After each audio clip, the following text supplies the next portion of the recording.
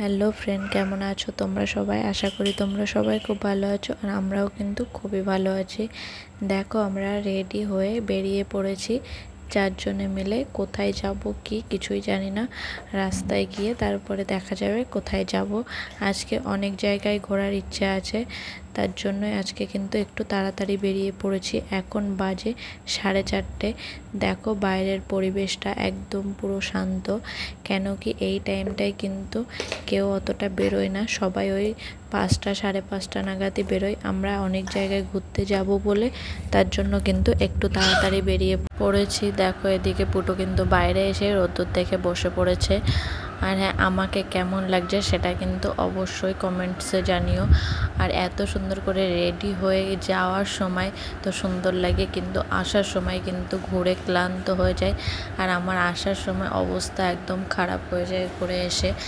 দেখো এটা কিন্তু আমাদের বাড়ি থেকে মাত্র ওই 15-20 মিনিট মতন লাগে। এটা কিন্তু আমাদের পাশে যে বড় সিটি সেটাই। এখানে সব ব্র্যান্ডেড জিনিসপত্রই বিক্রি হয়। এখানে আমরা কম বেশি ঘুরি বলে আজকে একটু দূরেই যাওয়ার চিন্তা ভাবনা নিয়েছিলাম। দেখো এই পার্কটার সন্ধান পেয়েছিলাম, একজনরা এসেছিল, তাই সেখান থেকেই। কিন্তু এখানে এসে একদম ফালতু হয়ে গেছে আমাদের, কোনো কিছু নেই এই পার্কে। শুধু বাচ্চাদের কটা ঝোলা আর বড়দের এক্সারসাইজ করার জিনিসপত্রই রয়েছে এখানে। দেখো পিছনে, জানি না কম বেশি বুঝতে পারছো কিনা, এখানে অনেক লোকজন আছে, সবাই বাচ্চারা খেলা করছে, বয়স্করা এক্সারসাইজ করছে। এদিকে আমরা এখানে ভালো লাগেনি বলে আমরা কিন্তু বেরিয়ে পড়লাম এখান থেকে। এক রাউন্ড লাগিয়ে কিছু ফটো তুলে এখান থেকে বেরিয়ে পড়েছিলাম। এখানেই ফটোটা তুলেছিলাম। এই জায়গাটা একটু সুন্দর লাগছিল আর কি। দেখো এই ফ্লাওয়ার্সটা নিয়ে তোমাদের দাদাভাইয়ের দিকেই যাচ্ছিলাম, কিন্তু কেউ কোনো রেসপন্সই করছিল না। কিন্তু এটার জন্য আবার পুটু কান্নাকাটি করছিল, তাই কিন্তু পুটুকে দিয়ে দিল। এদিকে দেখো আমরা কিন্তু পার্কের ভিতরে কোনো কিছুই খাওয়া দাওয়া করতে পারিনি আর কি, কিছুই ছিল না খাবার জিনিস।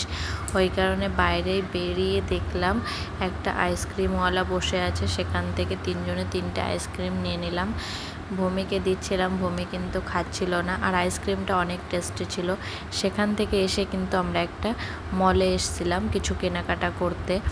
এই মলটার নাম সাউথ ইন্ডিয়ান মল। মলটার ভিতরে অনেক ভিড় ছিল, ওই কারণে ভিতরে আর ভিডিও করতে পারিনি।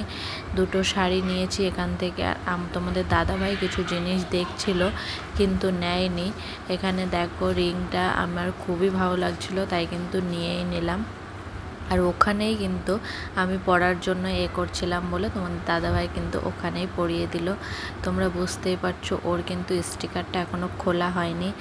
দেখো আমার অবস্থা, আমি কিন্তু ওই কারণেই ভিডিওটা করছিলাম যে যাওয়ার সময় কেমন ছিলাম আর আসার সময় কেমন, আর কি কি নিয়ে এলাম সেইগুলো নিয়েই কিন্তু বসে পড়েছি। আর এটা আমার জন্য নিয়ে এসেছি, কেমন হয়েছে অবশ্যই কমেন্টসে জানিও। আর দেখো এখান থেকে বললাম 2টো শাড়ি নিয়ে এসেছি। বলে মেয়েদের নাকি শাড়ির ওপরে লোভ থাকে, তা ছোট হোক আর বড় হোক, সত্যিই সেটাই। দেখো পুটু কত খুশি হয়েছে শাড়িগুলো দেখে। এদিকে দেখো শাড়ি কিন্তু সেমই শাড়ি, শুধু কালার আলাদা। এখান থেকে কিন্তু আমি আগেও শাড়ি কিনেছি, আমার সেকেন্দ্রাবাদের শাড়ি খুবই পছন্দ হয়েছে, তার জন্যই কিন্তু যাওয়ার আগে আরও 2টো কিনে নিলাম। শাড়ি পরতে কে না পছন্দ করে, মেয়েরা পরুক বা না পরুক কিনে আলমারিতে রেখেই দেবে। আর আমি আর বাদ যাই কিসে, তার জন্য কিনে নিলাম। আর কবে আসবো কি না সেকেন্দ্রাবাদে জানি না, তার জন্য কিন্তু কিনে রেখে দিলাম, পরে এক সময় পরবো সময় করে। আর দেখো তোমাদের শাড়িগুলো কেমন লাগলো অবশ্যই কমেন্টসে জানিও। আর আমার ভিডিও ভালো লাগলে চ্যানেলটিকে সাবস্ক্রাইব করে দিও। আর আমি আগে যে শাড়িগুলো কিনেছি তার ভিডিও কিন্তু আমার চ্যানেলে দেওয়া আছে, চাইলে তোমরা দেখে নিতে পারো। চলো তাহলে আজকের ভিডিওটা এই পর্যন্ত, বাই।